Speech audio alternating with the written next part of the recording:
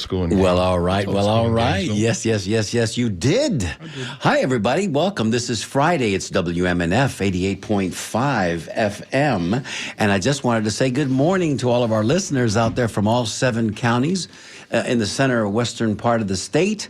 My name is Mario Nunez, and you're listening to Down and Dirty. I'm joined on set here today by my co-host and partner. Good morning, Mario. John Dingfelder. In the house. John Dingfelder's in the house. And who's over there? Yeah, it's weak. He's hitting the bell. Weak. We're starting early. It's a weak bell. I got to get my bell. So who's back there behind the board? You just heard his voice. It is Jason Marlowe with the dulcet tones that you look forward to. Atta baby, Jace. Atta baby. Dulcet. Dulcet. Dulcet. Luxurious. Is that a little in the cat family? Is it? I always thought Is it it was like an ocelot? Maybe that's it. I always thought it was dulcetones, as in the word dulce in Spanish, which is Dulce, sweet, which is sweet. right? Which is sweet. Yeah. Sweet. The sweet tones. Dolce. There we go. So I think dulcet is actually French for sweet. So anybody out there who knows, hey, give us a call. If you're going to be joining us today in our conversation with City Councilwoman Lynn Hertak, we're going to get to her in just a minute. Call us, and let's load the phone lines now at 813-239-9663. And you know what I said last week? If they don't call us, we're calling them. Then we're going to call them. That's how this works very here. stalkery. And we've gotten... We will just randomly start dialing numbers. And we've got plenty. You can also send us an email, dj@wmnf.org. And if you're too busy to do either one of those two things, but you can always text us at 813-433-0885. Operators are standing by to take your calls, even as I'm speaking And to Mario, you. on a serious note on those phone calls, we're going to preview this. We will be talking about the mayor's proposed budget hike of $1 million. Okay, and we will be talking about that for a good part of this entire hour. So if you have an opinion on the mayor's budget hike, one way or the other, pro or con, we want to hear it. 813-239-9663. We take all callers, okay? And today's topic, I think, will spark a lot of interest, right?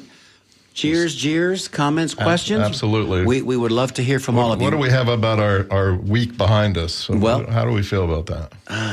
I think it was okay, but I'm still, I can't, you can't even do anything outside, right? Yes, I mean, if you it go is. outside and you're not wearing your protective hazmat gear from the solar radiation, and we'll talk to our guest today because she had an experience where, even if you just walk to the mailbox, you're going to be assaulted by the sun. For those of us that are thinning on top, I'm not speaking about myself, of course. For those of us, if you're not wearing a hat or covering your dome, you're going to get burned, and this is just an obvious. I'm not even going to the beach that much this year. I could only mow the yard at 7:30 this morning. My neighbors hate me, but that's the only time I can mow the yard. Or suffer the risk of a stroke. Now, let me just also say and this is one of our pet peeves this morning that we're going to go over real quick. But trivia question for fact's sake: what? I know. What's wrong with Miss your Julie, bell? bring me my bell, Miss Julie. There it is. That's not the. Oh, that's really feeble. Weak. But here's the thing. Anybody know out there what the Gulf and Bay temperature has been this week? I was swimming in the Gulf on Monday, and it felt about 100 degrees, but I don't know. Jace, got a guess? Hot. Very, very is the answer. Well, here's the trivia question for you. What do people usually set their hot tubs at, temperature wise? 105. Between 103 and 110. That's typically where a hot tub is. usually resides, right? 103 and 110. What was the Gulf? The bay temperature underneath the skyway, 97 degrees, my brother. 97 degrees. And it doesn't rain. All right, okay. So starting there, as the backdrop, I'm going to go with Jace we're going to start with Jason this week. All right, so I have a different take. I am terribly worried about our Buccaneers. And I see us as having a plethora of 2 quarterbacks who both can't throw the ball. And, maybe Baker Mayfield can mow the lawn like he did at Cleveland, but I'm not really sure what else he's going to be good for. He's thrown, I think, 7 interceptions in 9 practices. So, yes, I'm looking forward to a hellacious reminder that Tom Brady has left us and that we are suddenly looking at... Maybe he'll come back. yeah, great. That's a big Hooray. ouch. That's a big ouch, baby. But Yeah, you know I think what? we're looking at a long season. Long season and a tormenting season. I warned John. I warned my wife yesterday, and I said football season is starting, and the game is on WFLA live. Anyway, going back to Mother Nature and the heating of this planet, we can't not talk about the fires. The fire in Maui is tragic, beautiful island. from what I understand, Mario, you probably were there many, many, many times. But I was reading an article in the New York Times about the fires that burned in Canada and, of course, drifted all that smoke down into the Northeast, which was really bad for everybody. But the most interesting thing I read in the article was the fact that the amount of carbon that's being released by those fires in Canada is equivalent to the amount that humans have released in Canada over the last 10 years. And that's just one season of fires that's not even done yet. And so Mother Nature is getting her revenge on us in numerous ways. It's really sad. We got to do something. Mother Nature is PO'd. And she's letting us know. Yeah, the otters are stealing surfboards. Like, you know, the seals are chasing people off the beach. They're letting us know. I'm going to dovetail on what you said, JD, and talk a little bit about Maui again. And if you were listening before our show today, Amy Goodman previewed this for almost the entire. Actually, it was the subject of her show for the entire hour. The banyan trees that celebrated 150 years of existence just earlier this month. The indigenous people that have been there for 7-8 generations. And Maui is one of the most beautiful, welcoming places on the planet. And you know how that whole fire started? You would kind of think maybe it was a volcanic eruption that, you know, of course, that's nature again. And then everything just took off from there. Not really. Here's what happened. Because of the hurricane, typhoon that's in the Pacific Ocean, some 300 miles away from the islands, it created high winds on the island, right? And of course, these are super cyclones. So the high wind knocked down the power pole, live wire, brush fire, winds that are uncontrollable, and before you know it, yeah. So I'm just saying, what about this thing with fossil fuels? What about can we stop the clock? Is it too late? I'm pissed. I'm angry. I have a young granddaughter. I worry what we're doing to the planet and how it's becoming inhospitable. We must be better. Jason. Man, that's like hard to follow. Wow. I'm sorry. I didn't mean to be a buzzkill so early in the show, but you're on. You go outside, you can feel it here. We got plenty of show to be buzzkill. I'm just going to quickly pick a quick beef that I've been picking on now almost every week for the last couple since we started the show, which is this. Ron DeSantis? No, the idea to turn our county commission into 9 single-member districts. And we had recently, just the other day, a guest and friend of the show, Pat Manteiga, put a section in his article talking about how it's a great idea. And though I love Pat, not a good idea. Genuinely not a good idea to make more government less democratic. People should have a right to vote for 4 county commissioners and not for 1. And I will continue to pound this beef until it's like flat enough for Schnitzel. Until we can't take it. Here, young man. It's flat enough for Schnitzel. We're hammering this out. We're going to get a good. All right, here's my last one. I'm going. For those of us that know what Schnitzel looks like, go ahead. I'm going international. International Schnitzel. Okay, and another article I was reading is how Ukraine is really taking it to Russia. They've aggressively attacked 2 ships out there in the Crimea. And they were bombing a Russian city near Ukraine. And I say, great, that is war. And if Russia's going to bring it to them, they need to bring it to Russia. And I think the whole thing is tragic, and we shouldn't have war. But why not? You're not going to get an argument from your co-host. I'll tell you the truth. I've always thought that the Ukrainians were, had a lot of fight. All they needed was a little bit of, maybe some equipment. They had all the want to necessary. They just needed the firepower, so to speak. Play in the dirt, get dirty. All right. Well, let's end it with a little bit of it's not a buzzkill, but it is a sad reality. The times we're living. And so, I've experienced a little bit of loss here in the last month and a half, 2 months.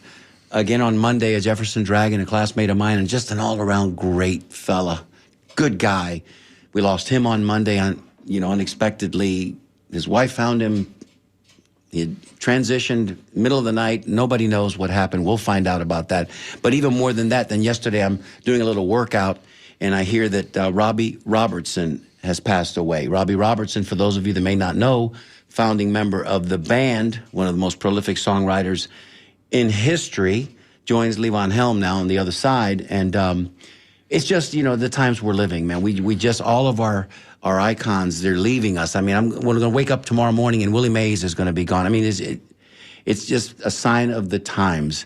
And we have a song that we'd like to maybe touch on now, or do you want to wait till the no, end? we're gonna We're gonna save wait. that You're for gonna the build end. that to Yes, the end. we are Okay, saving that for the so end. Robbie Robertson, thank you for the years of incredible music.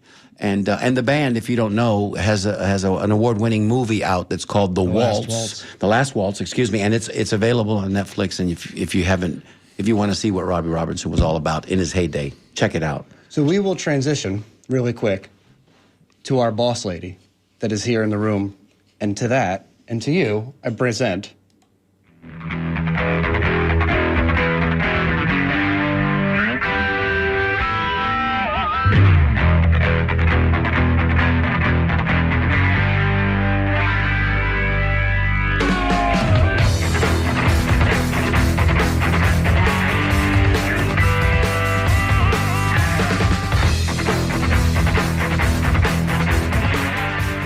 And she didn't know she was going to have to sing this morning.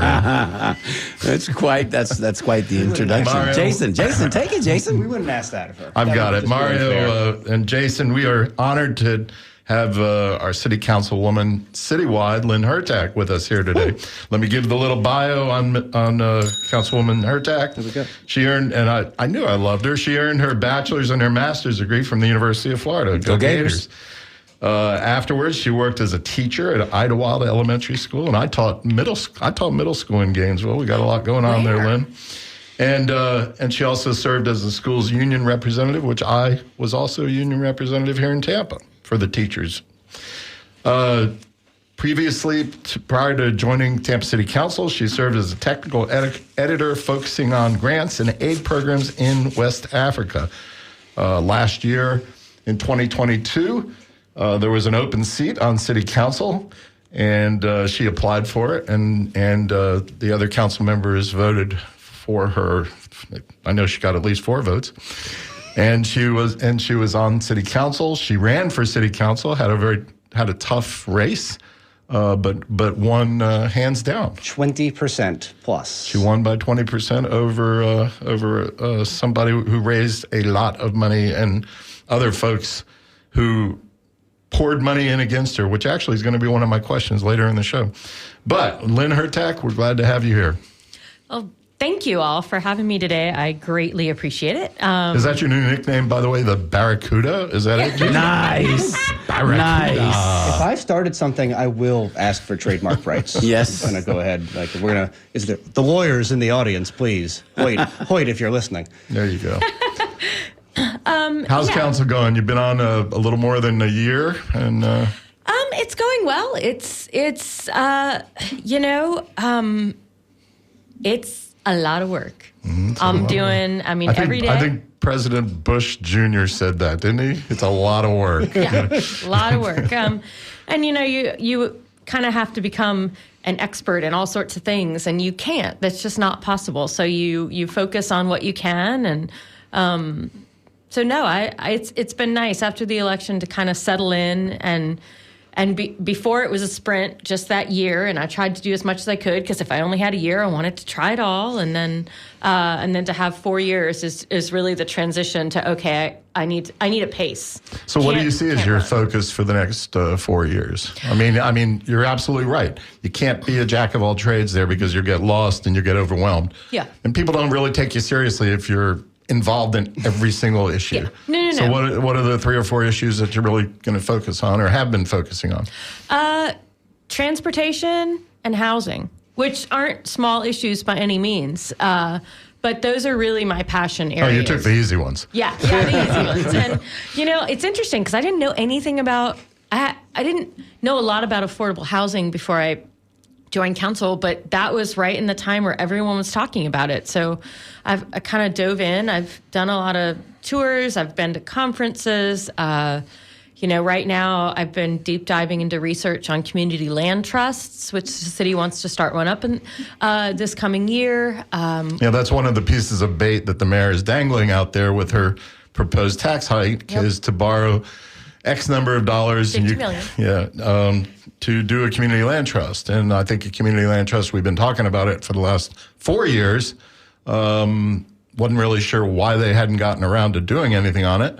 But I did see that she was dangling that as some bait. Lynn, Imagine give us a quick tutorial on what a what does that community mean, land community trust. land trust? Yeah, define that for us. Well, I'm still learning myself. I have some meetings with staff, and I'm hoping at the Florida Housing Conference and maybe the CRA, the FRA conference this summer, I'll get some more information. But really, it's basically land. It's going to be started by the city of Tampa, but then eventually it will be spun off to its own entity that the city will have no control over, which is important because you never know. Every administration's a little bit different.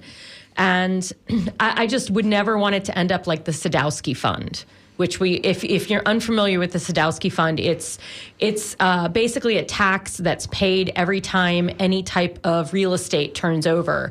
And it was meant to help with affordable housing, but it's consistently rated RAID rated. It's the cookie jar that the legislature dips into whenever they want more money for their pet anything projects. they want money for anything. So had we actually used that, we would certainly not be in the position we are in. So, Mario, we told people to call in 813-239-9663. We have a caller? We do. Chris, we see you there. We're going to go to you now, and we're coming at you in 3, 2, 1. Chris, you're on the air. Hey, Mario. Yeah, Thank you so much for being patient with us, my brother. I know that you were on there for a hot minute. No, it's fine. You guys talked about so many things, and yes, the heat's a big thing. My father-in-law has been a longshoreman for over 50 years. He's 86 right now. And a couple weeks ago, we were putting together a shed in the backyard. I was on the roof just putting some plywood down. And I asked one of the longshoremen there, who was also in his 80s, I was like, do you remember what it was like in the 50s and 60s working in a dock? Was it this hot? He said, no, it was not. It was much more bearable then than it is now. So there definitely is a change in the Bay Area. I mean, I'm 46, and when I try to go running in the afternoon, it's really hard. And Be careful. Can tell just even for being a kid. So we just definitely need to keep on top of that, and kudos to the Florida Aquarium for trying to keep the coral reefs alive with their program. So I wanted to hop on a couple of things really quickly. I know the mayor's coming out. She wants to talk about raising the millage. I completely agree. We need to raise the millage. The streetcar millage for Ybor has been static since 2000, and homeowners are exempt from it, which is insane. I honestly think the port should pay for it, but the port can't because they have a charter saying that they can't pay for it. The airport doesn't even want to invest in it. Lopano is just all about air taxis. So I really hope that city actually lobbies these offices if they can, or send staff over to say, hey, we need to include rail extensions to our properties. And because we all get federal funding, we see this as an opportunity to form a partnership without a stupid merger that the TPO is pushing. Yep. But the millage is important because the way how the city values itself, right? We don't look at city properties as a house in Hyde Park. So in a house in Hyde Park, if you remember, you can go and scoop one up for under $100,000 in the 80s and late 70s. Now they're worth millions. And so if the city doesn't look at their assets and a real estate portfolio like principle, like how we private owners do, we're always going to undervalue city properties. Why is this important? Why is it relevant to what the mayor is pushing? Well, because we undervalue the properties that the city has, including streets, because streets can be awesome if we make them right, and they can yield a lot of money. If we undervalue our assets, we can't finance capital improvements. We can't get venture capitalists to do private-public partnerships. We can't bond the way that we can do. One perfect example here, I just want to say quickly, is that there are programs out there, and Boston, and for instance, example, took this whole lesson of valuing city assets better.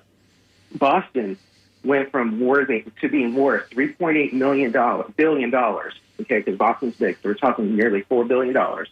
But because when they said, hey, you know what, we think we're worth more, they had a team that came in there and valued their assets and worked with city staff. All right, Chris, we got to wrap up. But you've hit a lot of good points. He's getting there. He's making his point, though. My point is this: Boston went from $4 billion to being worth $55 billion.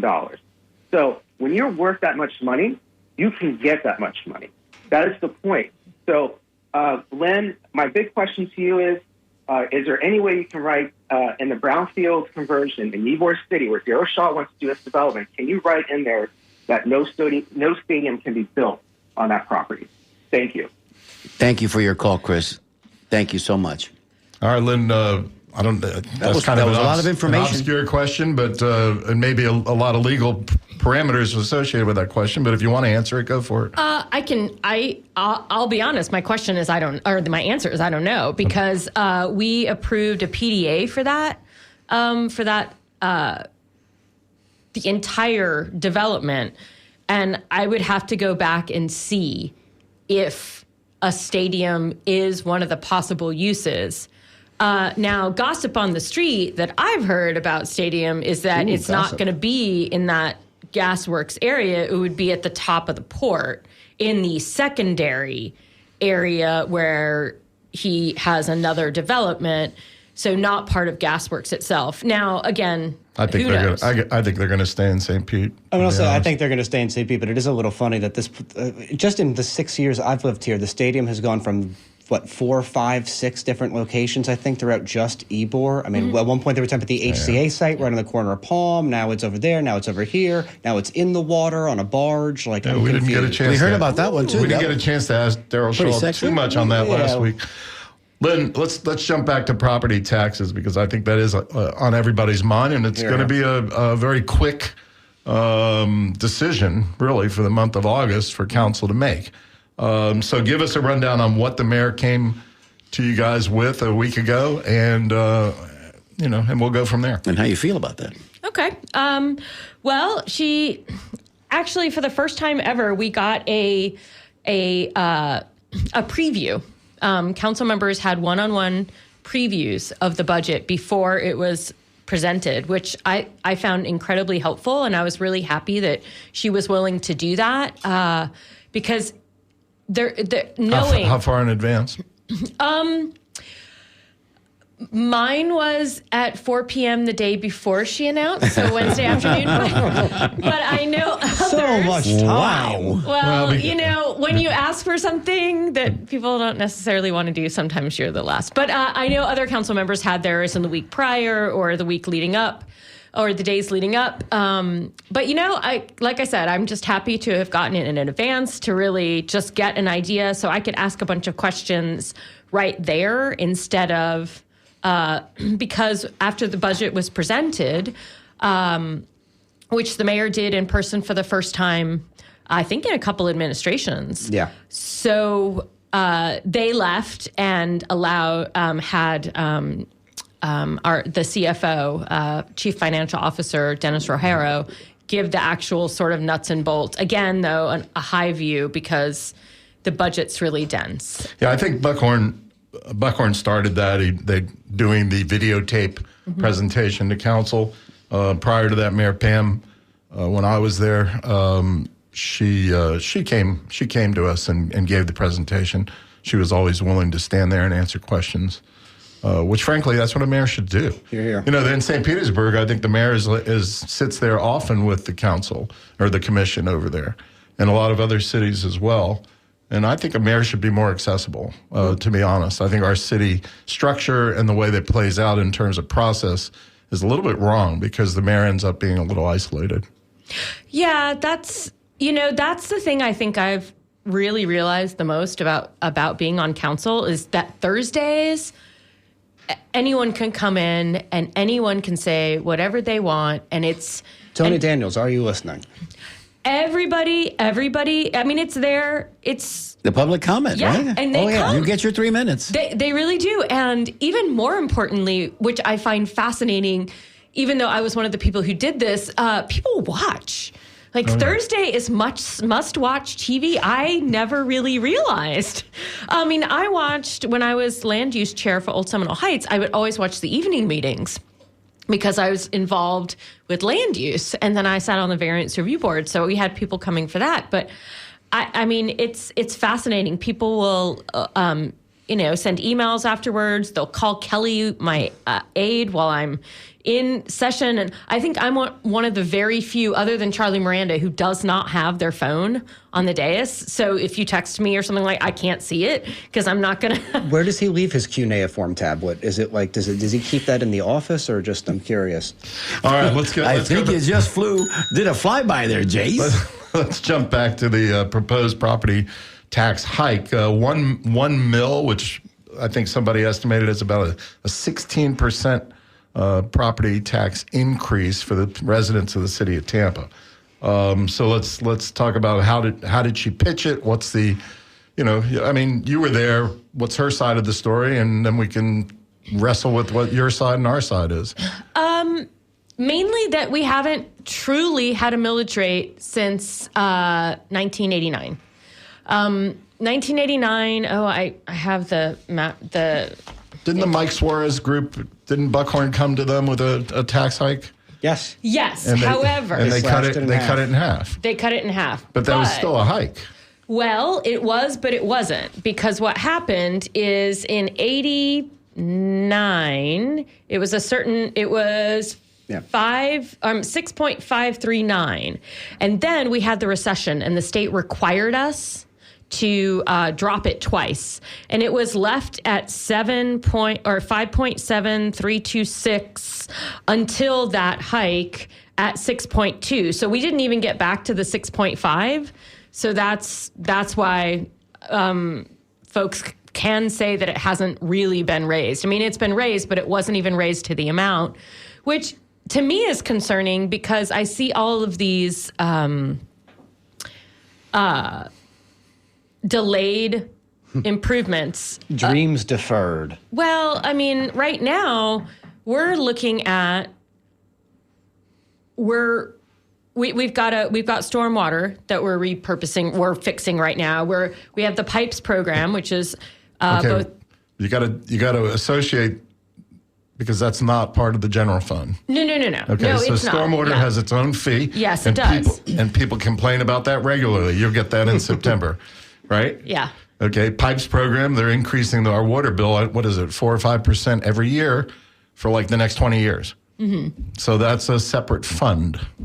Yes, but it does kind of all tie together because people are feeling they're paying these extra fees and they're saying, why can't you do with what you're doing in there? So the mayor's point is that the things that people have been asking for, parks, streets, public safety, and housing, is something that we can't contain within the budget we have. So her point is the mill, 39% of this increased mill, they propose to go toward paving, which is roads and sidewalks, and some transportation.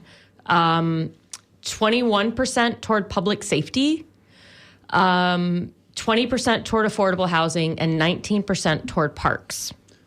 If you're just joining us, you're listening to Down and Dirty with Mario Nunez and John Dinkfelder on WMNF 88.5 or streaming worldwide at WMNF.org. We're talking today with Miss Lynn Hurtak, one of our city council members. I've got an email here that I'd like to read. It's sort of off topic. We're going to zig and then zag because we're going to finish talking about the budget, certainly, but I wanted to honor this email.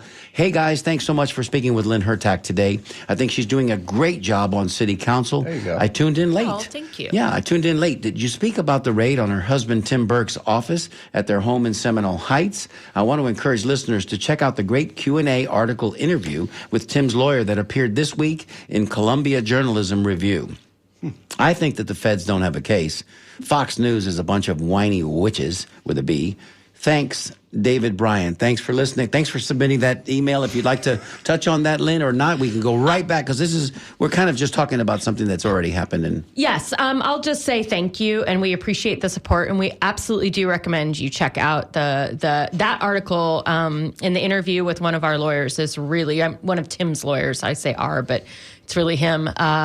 With one of Tim's lawyers is really great. So Lynn, let's get back to the property tax issue. I called down to City Hall I can't remember who I talked to, maybe the people who answered at the desk, and say, what are the emails that are coming in? Because we always get emails this time of year. And what are the emails that are coming in, and what do they say? And I was told that at this point it was 100, contrary to Chris, our good friend Chris in Ybor City, who was in favor of the tax, that I was told it's 100% of emails, very articulate emails, opposed to any increase in the tax. And I don't think people really are necessarily digging into the details of why the mayor is justifying the tax. But what they're saying is their TICO bill has gone up 10%. Their water bill has gone up 4% every single year. Their sewer bill is going up. Their garbage bill is going up. Their stormwater fee has been pretty significant over the last couple of years. I don't even know about county and school board taxes, what they're doing. The cost of living since 2022 has increased 11%. That's our food bill. Tampa Bay rents lead the nation. I mean, you talk about affordable housing. Tampa Bay rents lead the nation at 38% increase since the beginning of the pandemic. Okay? And they're building more units. Well, not nearly enough. not nearly enough, and not affordable. No. I mean, there's a lot of high-end units that are going up downtown, and that's all fine and good. And in Ybor. But the bottom line is it's not affordable housing, and affordable folks are getting pushed out, which leads me to that was a long-winded intro. Leads me to my question: is if everybody in the city really cares about affordable housing, and by the way, somebody take a guess at this desk. What percentage of people are renters in the city of Tampa, and what percent are owners? 43% are renters. Okay, Jason? I'm going to go a little bit higher. I'm going to go about 46, 47%. Councilwoman? Believe it's like 50 some. It's 50-50. Okay, so half the people in this city are renting. That's a lot. Many of those are poor or need affordable housing. And the problem is if you've got this proposed tax increase and you give it to a landlord, where's it going? Yeah, it's going to the renter. It's going to the renter. Yeah. Okay, half of the people in the city of Tampa who already are being priced out of what they need, that's where it's going. I think the city council needs to address that tremendously. I don't disagree, but how do we create affordable housing? My first question is do you make it worse by putting another couple $100, per year, maybe even $1,000 per year on the backs of these renters? Yes, sure. I mean, when you're raising taxes, it's not just renters. I mean, homeowners are going to get it too. The issue is, though, how do we fund affordable housing? Or the services that come from the taxes. Well, but for affordable housing, what we need in order to get matching funds from the federal government or the state government, but mostly feds, is we have to have matches. Our economic director, I forget her full title, our housing guru, Nicole Travis, basically gave me a couple of properties that were old motels that the folks came to her and said, hey, we want to sell to you. But we didn't have the money to buy them. They would have been perfect for quick. Right now, we don't have any homeless. Lynn, I've got to take issue, and if the mayor was sitting here, I'd take issue with her. But when we say we don't have the money, okay, they just spent more than $100 million on Hannah Street for this Taj Mahal over there for a new city hall that, frankly, I didn't think they needed. No. And they spent $100 million. Where does it come from? It comes out of the general fund. They borrowed $100 million, and now you've got a debt service. Yeah. Okay, for the next 30 years to pay for that building. So when they say they don't have the money, well, they make choices, just like everybody does on their family budget. But they've made choices. In my opinion, they've made some bad choices. That's the offsite city hall, correct, John? But it's That's also the offsite. They're consolidating a lot of departments over there, et cetera, et cetera. But they did that with city council's approval. Mm-hmm. I mean, they did. Right. And it was a mistake of all of them. Yeah. But that's what happened. And I don't disagree. But I also don't believe that we should take on more debt. And I'm more of a pay-as-you-go kind of person. I really worry about debt because of all this stuff that we're doing and we're taking on debt. Especially at 7% or whatever they're going to pay. Yeah. 5%. They used to pay 2 or 3%. No big deal. Exactly. But the thing is, now we can have the shiny thing within the next couple of years, and then we're going to be paying for it forever. Right. So another thing that I don't have to do in my personal budget, and I don't think any of us have to do in our personal budget, 23% of our entire budget has to be in savings. Otherwise, we can't get loans. We can't get that sort of thing. Because it's our bond rating. Yeah, We have to have 20% exactly. surplus Yeah. to get a good bond rating. And that's sound business practice. It's sound business practice, but I don't have to do that in my house. I mean, it would be nice, but I don't, have to keep 20% of my annual income in my bank account in order to get a loan. Yeah. So here's another statistic, guys and ladies. Median household income by neighborhood. We think of Tampa as being one place. Okay, this is a tale of several cities, all within Tampa. Yeah. 33606, Davis Island, Hyde Park. What is the median household income of median? Okay, as many above as are below. Give me a guess, Jason. 180,000. Okay, I like that. I'm going to go with I was going to say 150. All right. Yeah, I was going to say 150 as All well. right. Well, Jason was closer. Bing, bing. 173,000. It's almost like months of studying But- census data have paid off for me. But Lynn and I were closest to without going over. So do we win the showcase? This is not Price is We'll have Right. to review the rules. Thank you. All right, 33606, 173,000. 33605, mainly East Tampa. Okay. What's the median income? Jason? 45,000. That's strong. I can't disagree. Jason's been cheating. He's been researching this. I only did this for I know. a living, my I know. friend. When- Yeah. when Bill- I was going to say about 42. Yeah, So 42,000. Look at the Beautiful. Beautiful. Okay. That was pretty On impressive. the I can't money. lie. $43,000. It's very serious. Look at the disparity, Yeah. okay, between those neighborhoods. All right? There's a lot of people, perhaps in South Tampa who might say, well, we need to fix our roads and we need better transportation and that sort of thing. Well, then maybe they can afford that higher tax bill, even though their house is assessed at a larger amount.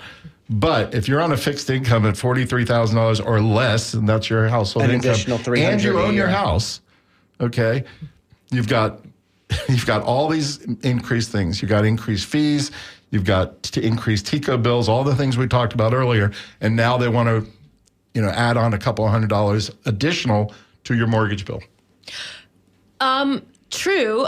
They did break it down per district, and in that district, it was about $6 a month was what they figured for East Tampa district. Yeah, the numbers that were cited in the Times, the proposed rate is $7.21 Yeah. for the average assessed value. The average Tampa assessment, $281,495, an additional $19.29 a month on your bill. So over the course of a year, average Tampa homeowner, $231 additional. All right. Mario, you got some calls. We do, and they've been patiently waiting. So let's go ahead and honor that patience by saying, Tally, you're on the air. Do you have a question for Ms. Hertak? Yes, an information. I am a senior disabled from years of caregiving, and my well pressure went low, very low. I was advised I need to hook up to the city. Well, thank God I have 3 children, and I signed when they were 14 years old to go to work. So they all pitched in. It cost me, this old lady, $16,000 to hook up to the city.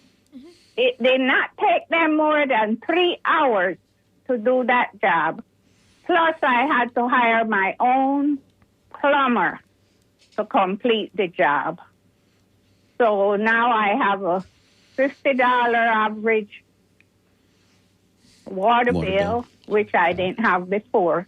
And Tally, we've been talking about the proposed tax hike.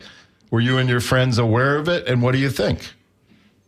Well, I think we pay too much taxes just by buying food or medication that when you look at Walmart, everywhere is tax, tax, tax. And you see this exorbitant development everywhere. I'm in Tampa Heights, they call it now, and the traffic, I could go for a walk, and the traffic now is scary because of the development. Thank you all, Ms. Hurtak. Blessing. Thank you, Tally. Thank you for your call. All great points and all taken into consideration. Thank you so much. I have a second call here. Why don't we go to it real quick? Yes. We're going to come to you now. DeAndre in Brandon, do you have a question or a comment for us? I have a little of both.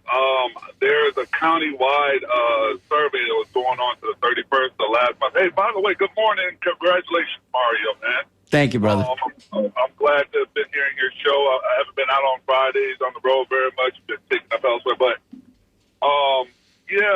so there's a countywide survey, kind of a lame survey. It really didn't get to where I hoped it would go. It was about traffic and, like, how to tamp it down or how to deal with it. And I had a few thoughts. But my question, and one of them pertains to this. My question actually pertains to my question. What is the city's appetite for curbing potential storm traffic? To me, there's different kinds: school, waste management, and then there's the commerce traffic, which they're trying to address with semi trucks. But when it comes to storm traffic, there's a mad dash on equipment to cover up windows.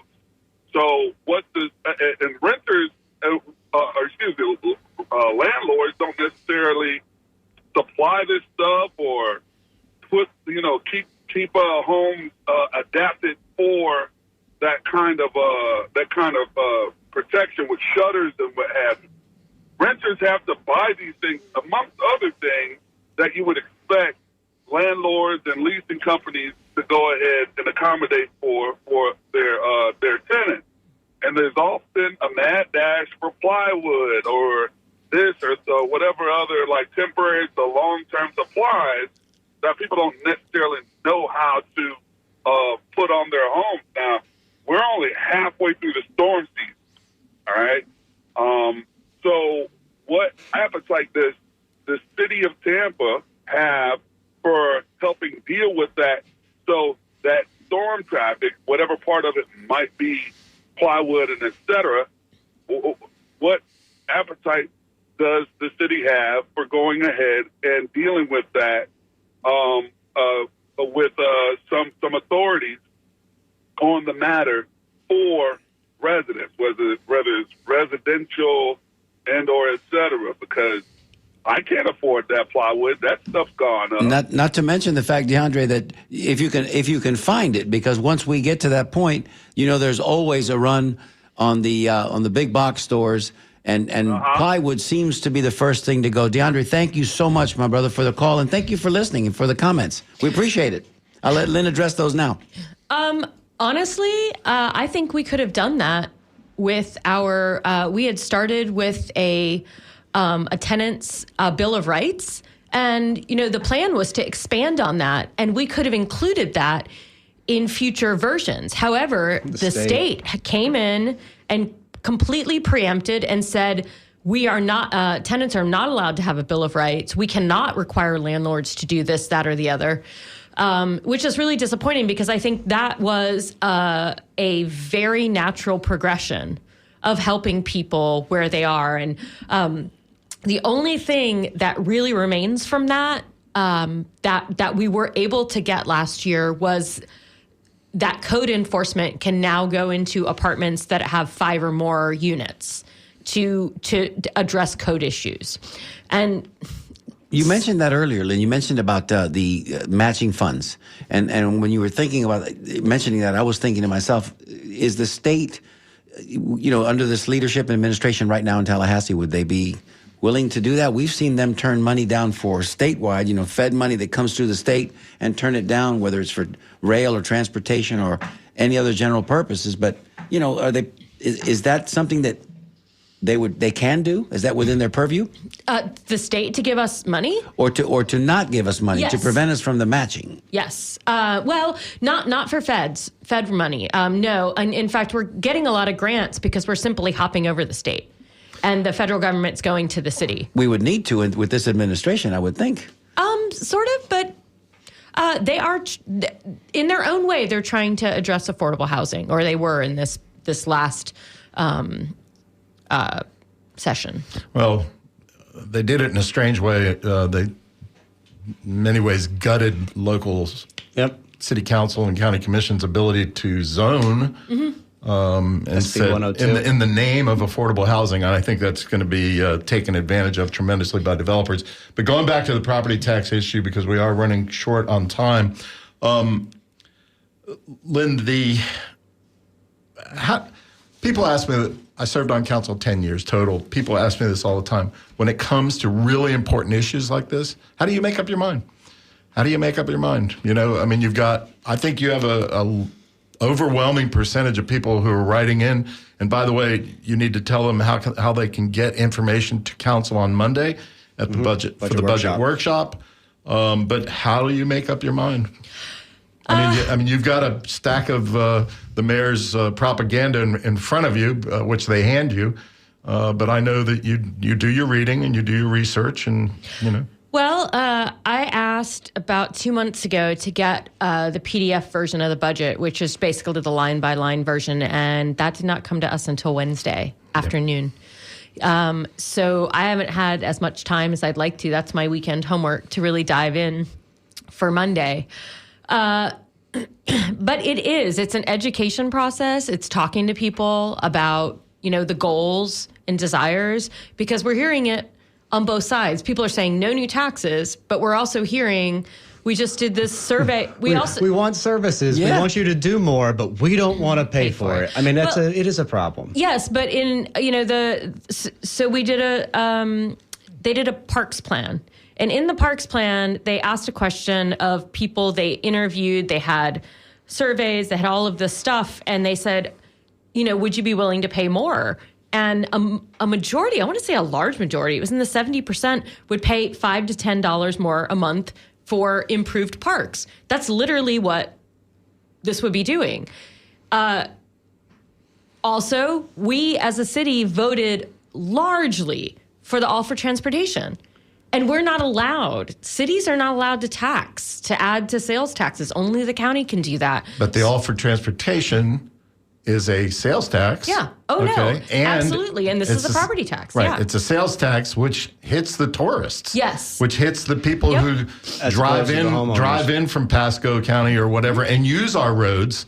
Okay. Yeah. And they buy our gas and they pay the sales tax, or they buy their corn chips or whatever and they pay the sales tax. Corn chips. I'll just say, to her, Fritos, to not her bad, point, not though, in the bad. city, in 2022, it passed in the city, fell for transportation, 57 to 43%. Shout out to Kevin O'Hare and Tyler Hudson Right. I and thought it was Christine more than Barker. that. But to- 57 to 43 in the city. But to make the jump and say they wanted it there as part of the sales tax, do we want it as part of the property tax, which I believe is going to hurt poor people more than anybody across the board. Well, I mean, yeah, but a sales tax hurts poor people as well. But at least it's shared by tourists and I tourists don't and disagree. others. I don't disagree. All right, Mario, we got one more call. One more quick. Tell them Yeah. they got a short time. You time betcha. window. We're going to running come out of to you time. right now, Brent, and make your question quick. You're on the air, Brent, with a couple of minutes left. Okay, thank you. Sure. I have just a quick statement and a question. One, it seems like when we talk about property taxes, we go back and say, well, we need to have this for certain services, and yet it doesn't seem like those services are always increased in the following year after the tax has gone up. And also, if we have a tax or an income or an expense issue in our homes, we cut our budget. I would be curious to know how much the city has cut its budget in the last 3 or 4 years, not farmed something out to vendors or not had a shortage of people but then hired them later in the year, but truly cut its budget. Yeah, Brent, and let me jump in and answer that real quick. They haven't. I've studied the budget for many, many years. They tend to not cut the budget. They have hundreds of employees, management employees, who make more than $100,000 a year, and many of them are my friends, and they'll all be mad at me for saying it. But the bottom line is the city budget gets more and more bloated, and they don't pull back. They build large edifices like the $100 million building on Hannah, which didn't have to be that way. Thank you for your call, Brent. That's my cut in. Sorry, Lynn. Thank you. It's the new T-Mob, the Taj Mahal office building. Are we getting down and dirty now? Is this what it means to get down and dirty? And I think we should. One more thing. Absolutely. Property insurance, has gone crazy. The University of South Florida estimates 40% property hike coming this year in 2023. We already pay 4 times the national average. Car insurance also 40% higher than the national average. It's runaway. It sounds to me like it's runaway, JD. Like right. And to me, there's no cap on this all thing. right, Mario, you're the sports guy. Talk to me. You're the sports guy. Okay, what's the definition of piling on in a football game? Yeah. You're going to get a flag, right? You're going to get a flag. Yeah, you're adding insult to injury, right? Because and it's not necessary. Because the opposing player, and I would assert, poor people, and middle income in this instance are already down on the ground. They're getting beat up, and you're coming on with more. You're putting more rocks in their on. backpack, which isn't necessary. Anyway, So I guess my question then to each of you is then where would you cut? I mean, I'll say for the record, as I said on the show last week, I think we do need to shrinking. Wow, shrinking. That's I don't even know if I want to ring a bell. Posterity forever. Ring a bell on that. The Hobbit. That exists in posterity now forever. But I think we should shrink the allocation to parks. I think 16% to parks. I love parks. I love green spaces. But I think our transit needs are so sincere. I mean, if we don't have the mill. Oh, if we don't have the mill, listen. As I said on the show last week, I'm in support of the increase. I just think we need to tailor it better. But I'm asking. All right. Well, without the mill, what would you cut in this budget to allow for the TPD helicopter? I noticed salaries. The Tampa Police helicopter. I noticed this morning, that in the parking department budget under other, Bill Carlson always loves that other category, which he doesn't. I'm being facetious, but under other, there's a $20 million increase to the parking department. I just saw it this morning. I'm going like, what? $20 million, because this tax hike is only going to generate, what, $30 million? 54. Well, you know what? One page says 54, and the other page, three pages down, Dennis said 45.5 with 16.8 going to the CRA. No, Split the difference. All right. I'll show you Dennis's presentation. On one page it says 50 million, on another page it says 30 million. But the bottom line is there's 20 million that the parking departments won't even identify what it relates to. And I know you'll dig into that. And I know you'll dig into all this before Monday, but tell people about Monday. Yes, and I have all these dates. I sent out a newsletter, and so on Monday, August 14th at 5:01 at City Council Chambers down on Kennedy, we will have a special call budget workshop. If you cannot attend, that's fine. You could watch it on TV. We have it. It is on YouTube, I believe. Can they attend virtually like they used to during COVID? The only thing you can do virtually is to do public comment. But yes, you can absolutely do that. So they can do public comment. They need to sign up by today, though, for public comment. How it's do they do usually that? 24 hours in advance. My best recommendation to do that would be go to the City Council agenda page and look for the special call session. If you click on that and look at the agenda, it gives you step-by-step instructions. It's kind of complicated. You have to email and do all this. But maybe contact the clerk's office, yes, the you city can contact clerk's the clerk's office, but you can just click on the link in the agenda and it will tell you. But you can definitely contact the city clerk's office.